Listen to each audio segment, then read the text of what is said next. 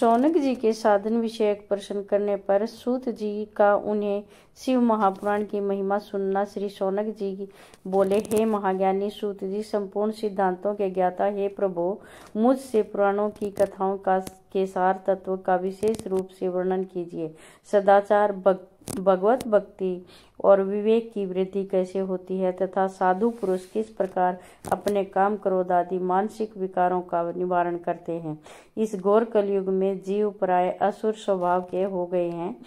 उस जीव समुदाय को शुद्ध दैवी संपत्ति से युक्त बनाने के लिए सर्वश्रेष्ठ उपाय क्या है? आप इस समय मुझे ऐसा कोई शाश्वत साधन बताइए जो कल्याणकारी वस्तुओं में भी सबसे उत्कृष्ट एवं परम मंगलकारी हो तथा पवित्र करने वाले उपायों में भी सर्वोत्तम पवित्र कारक उपाय हो।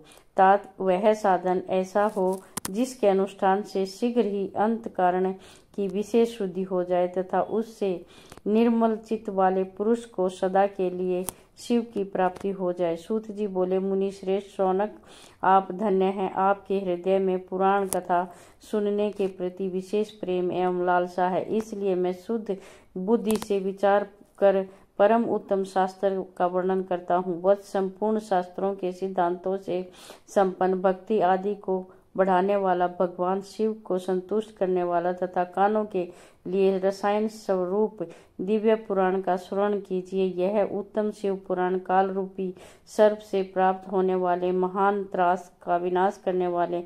हे मुने, पूर्व काल में शिव जी ने इसे कहा था।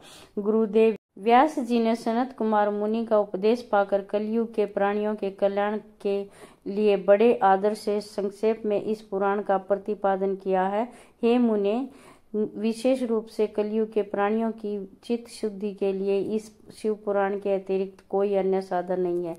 हे मुने, जिस बुद्धिमान मनुष्य के पूर्व जन्म के बड़े पुण्य होते हैं, उसी महाभाग्यशाली व्यक्ति को इस पुराण में प्रीति होती है। यह शिव पुराण परम उत्तम शास्त्र है। इसे इस भूतल पर भगवान शिव वांग्य स्वरूप समझना चाहिए और सब प्रकार से इसका सेवन करना चाहिए। इसके पठन और श्रवण से शिव भक्ति पाकर श्रेष्ठतम स्थिति में पहुंचा हुआ मनुष्य शीघ्र ही शिव पद को प्राप्त कर लेता है। इसलिए संपूर्ण यत्न करके मनुष्यों ने इस पुराण के अध्ययन को अभीष्ट साधन माना है और इसका प्रेम पूर्वक श्रवण भी संपूर्ण वांछित फलों की देने वाला है। भगवान शिव के इस पुराण को सुनने से मनुष्य के सब पापों से मुक्त हो जाता है तथा बड़े बड़े उत्कृष्ट भोगों को भोग कर अंत में शिवलोक को प्राप्त कर लेता है। राजसूय यज्ञ और सैकड़ों अग्नि यज्ञों से पुण्य प्राप्त मिलता है, वो शिवजी की कथा के सुनने मात्र से हो जाता है। हे मुने, जो लोग इस श्रेष्ठ शास्त्र शिव पुराण का श्रवण करते हैं, उन्हें मनुष्य नहीं समझना चाहिए, वे रुद्र स्वरूप ही हैं, इसमें संदेह नहीं है। इस पुराण का श्रवण और कीर्तन करने वालों के चरण कमल की धूलि मुनि गण तीर्थ ही समझते हैं। जो प्राणी परम पद को प्राप्त करना चाहते हैं, उन्हें सदा भक्ति पूर्वक इस निर्मल शिव पुराण का श्रवण करना चाहिए। हे मुनि श्रेष्ठ, यदि मनुष्य सदा इसे सुनने में समर्थ न हो तो उसे प्रतिदिन शिथिर चित्त से एक मुहूर्त भी इसको सुनना चाहिए। हे मुने, यदि मनुष्य प्रतिदिन सुनने में भी आसक्त हो तो उसे किसी पवित्र महीने में इस शिव पुराण का श्रवण करना चाहिए। जो लोग एक मुहूर्त, उसका भी आधा अथवा क्षण मात्र भी इस पुराण का श्रवण करते हैं, उनकी दुर्गति नहीं होती। हे मुनीश्वर, जो पुरुष इस शिव पुराण की कथा को सुनता है, वह सुनने वाला पुरुष कर्म रूपी महावन को जलाकर संसार के पार हो जाता है। हे मुने, अब सभी दानों और सभी यज्ञों से जो पुण्य मिलता है, वह फल भगवान शिव के इस पुराण को सुनने से निश्चल हो जाता है। हे मुने, विशेषकर इस कली काल में तो शिव पुराण के श्रवण के अतिरिक्त मनुष्यों के लिए मुक्तिदायक कोई अन्य श्रेष्ठ साधन नहीं है। शिव पुराण का श्रवण और भगवान शंकर के नाम का संकीर्तन दोनों ही मनुष्यों को कल्प वृक्ष के समान सम्यक फल देने वाला है, इसमें संदेह नहीं है। कलयुग में धर्माचरण से शून्यचित वाले दुर्बुद्धि मनुष्यों के उद्धार के लिए भगवान शिव ने अमृत स्वरूप शिव पुराण की भावना की है।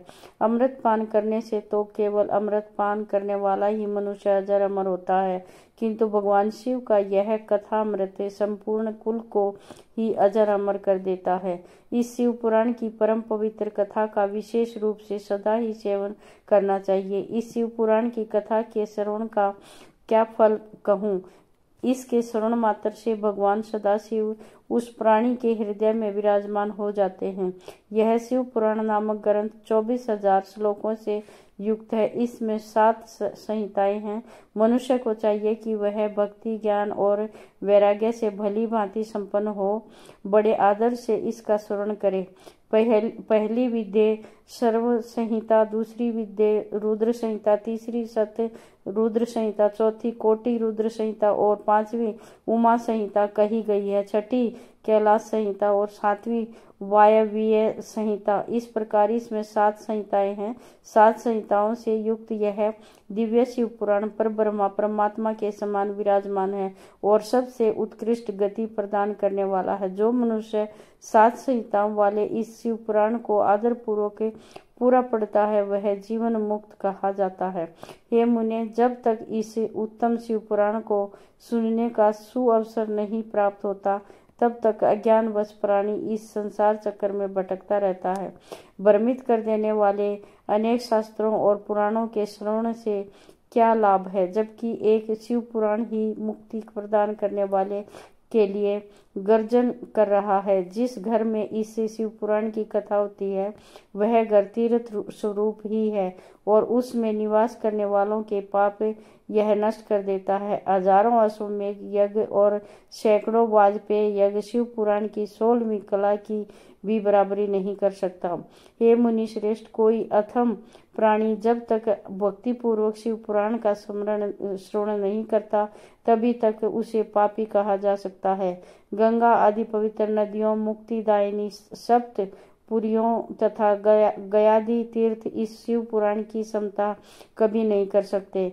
जिससे परम गति की कामना हो उसे नित्य शिव पुराण के एक श्लोक अथवा आधे श्लोक का ही स्वयं भक्ति पूर्वक पाठ करना चाहिए।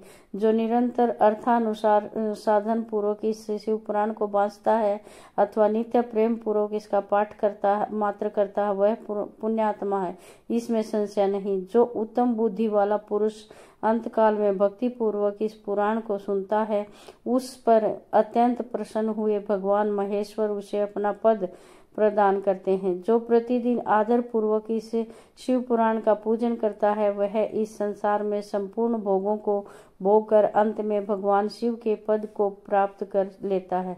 प्रतिदिन आलस्य रहित हो रेशमी वस्त्र आदि के वेस्ट से शिव पुराण का सत्कार करता है वह सदा सुखी होता है। यह शिव पुराण निर्मल तथा सेवको सर्वस्व इस लोक और परलोक को सुख चाहने वालों को आदर के साथ प्रयत्न पूर्वक इसका सेवन करना चाहिए। यह निर्मल एवं उत्तम शिव पुराण धर्म, अर्थ, काम और मोक्ष रूप चारों पुरुषार्थों को देने वाला है। अतः सदा प्रेम पूर्वक इसका श्रवण एवं विशेष रूप से पाठ करना चाहिए। वेद, इतिहास तथा अन्य शास्त्रों में यह शिव पुराण विशेष कल्याणकारी है, ऐसा मुमुक्ष जनों को समझना चाहिए।